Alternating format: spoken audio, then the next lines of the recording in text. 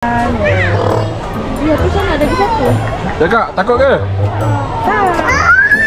Takut burung baik. Cepat. Hai burung cakap. Burung enggang Mat. So lepas kita tengok gajah berenang, kita kat kawasan burung pula melihat burung macam-macam yang ada dekat sini.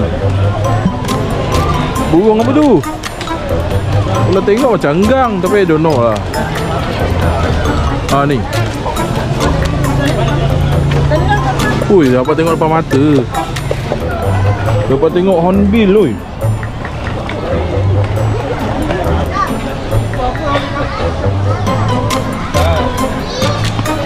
Angsa? Angsa? Ya. Angsa ya. Mungkin dia nak bangun. Dia nak bangun.